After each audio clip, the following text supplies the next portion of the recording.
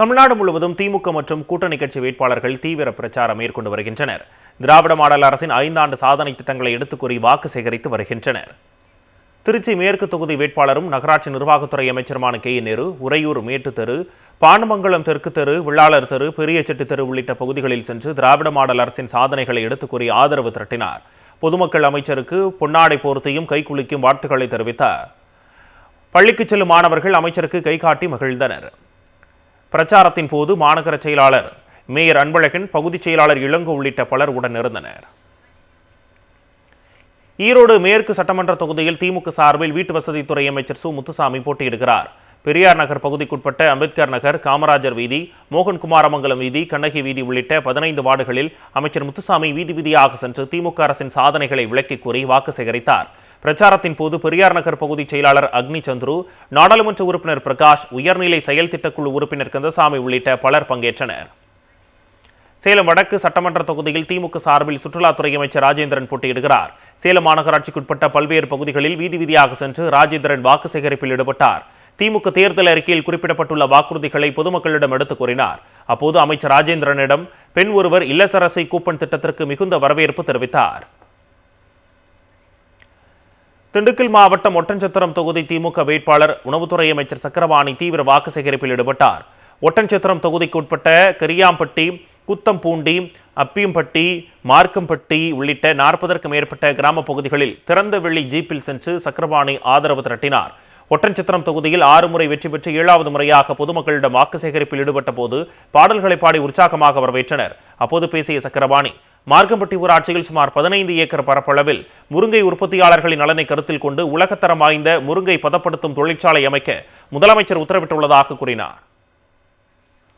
தென்காசி மாவட்டம் வாசுதேவநல்லூர் சட்டமன்ற தொகுதி திமுக வேட்பாளர் ராஜா வீடு வீடாக சென்று உதயசூரியன் சின்னத்திற்கு வாக்கு சேகரிப்பில் ஈடுபட்டு வருகிறார். திமுக அரசின் சாதனைகளை விளக்கி ஆதரவு திரட்டினார். ராஜா சென்ற இடமெல்லாம் மக்கள் உற்சாகமாக வரவேற்பளித்தனர்.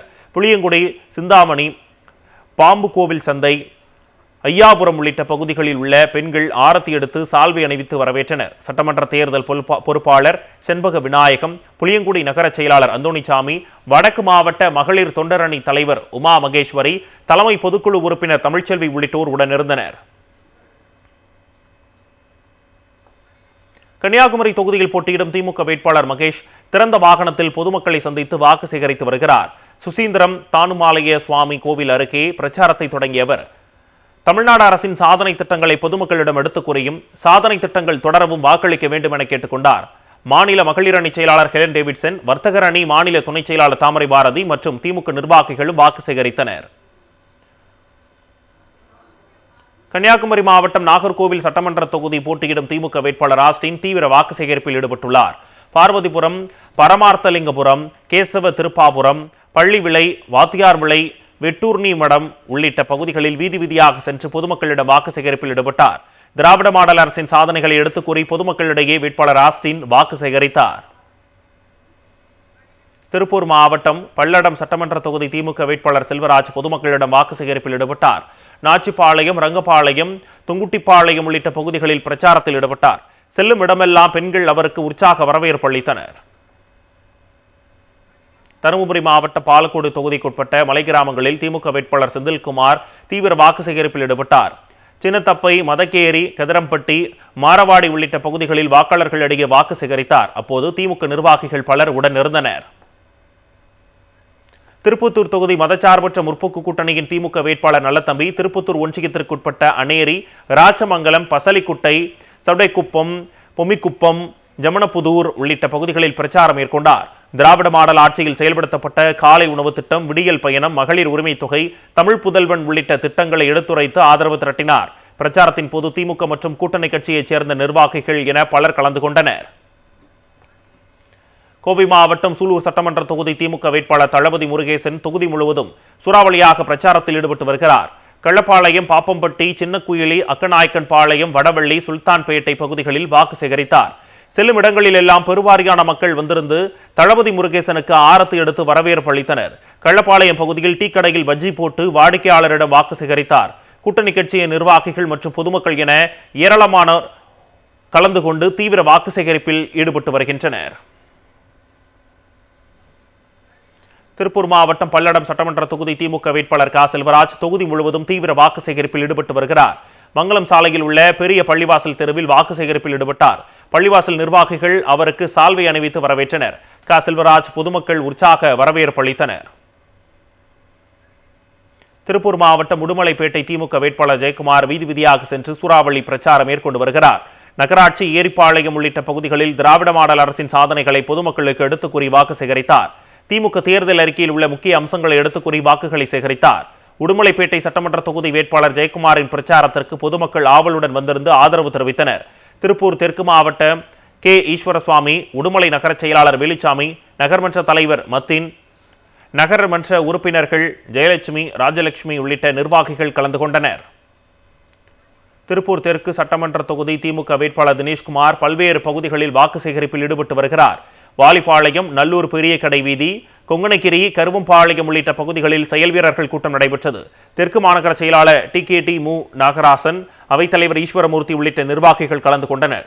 நிகழ்ச்சியில் பேசிய வேட்பாளர் தினேஷ்குமார் அதிமுக பாஜக கூட்டணியை தோற்கடிக்க வேண்டும் என்று கேட்டுக்கொண்டார்.